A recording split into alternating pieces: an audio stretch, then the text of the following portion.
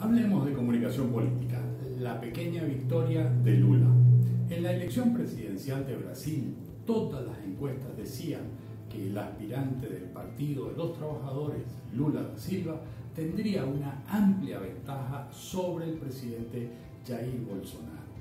Al final, las encuestadoras se acercaron a la votación obtenida por Lula, pero Bolsonaro sacó más de lo previsto en las encuestas. ¿Por qué sucedió esto con Bolsonaro? Hay varios elementos que estaban allí, pero que no se veían con facilidad desde afuera, desde el exterior. A saber, la primera y quizás la más polémica e importante fue la aprobación express por ambas cámaras de la declaratoria de emergencia de este año. Con ese elemento, entonces, con esa maniobra, el oficialismo se le permitió crear nuevos auxilios que en circunstancias normales la legislación electoral no le hubiese permitido. Y esta creación de este tipo de medidas, faltando apenas 6 meses para los comicios. Los apoyos sociales aprobados comprometieron unos 7.650 millones de dólares, dinero que no estaba previsto inicialmente en el presupuesto de ese año. Para lograr esa aprobación, posiblemente Bolsonaro debió negociar y acordar con distintas fuerzas en el Congreso y sin duda darle participación en la ejecución de las medidas como ayudas sociales que acompañaron la declaración de emergencia. Entre los beneficios contemplados está el incremento de más del 150% del valor mínimo de la ayuda mensual que se reparte entre las familias más pobres, quedando a estas en $110. Adicionalmente, crearon un subsidio para financiar bombonas de gas, así como para auxilio a los taxistas y un bono de $185 mensuales para los camioneros autónomos. Curiosamente, estos dos últimos grupos, en su mayoría, forman parte de la base social que apoya a Bolsonaro.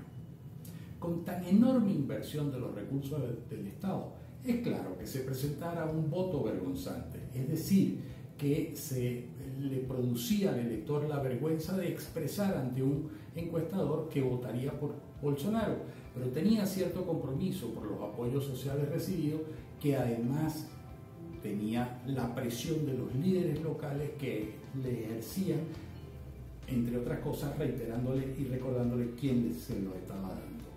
Pero eso pudo haber sido el éxito relativo del partido de Bolsonaro, que logró llegar con la primera minoría al Senado y a la Cámara de Diputados, porque ejercieron eso como control social y político y con eso ese triunfo.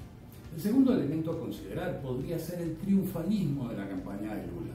Esto hizo que su propia campaña bajara el ritmo, pero activó y movilizó el voto al miedo a Lula, que bien trabajó a lo largo de la campaña el señor Bolsonaro. Aunado a lo anterior, Lula, que enfocó su campaña en el concepto de la esperanza de regresar a la felicidad, pero cayó en la tentación de responder en algunas ocasiones con la misma agresividad que planteaba su adversario, con lo cual no solo se desvió de su estrategia, sino que además entraba en el terreno opositor, y esto generó dudas en algunos segmentos de la población sobre la autenticidad de su propio discurso de esperanza y felicidad. Sin duda, elementos para el análisis de esta pequeña victoria de Lula, pero hay más elementos, pero por razones de espacio no hay manera. Así que enfoquémonos en lo que viene. Ahora comienza un nuevo juego. Serán 25 días intensos, donde ambos candidatos lucharán para lograr superar al otro. El tema es dónde está ese segmento que ambos se van a pelear y quién tendrá la mayor oportunidad de crecimiento.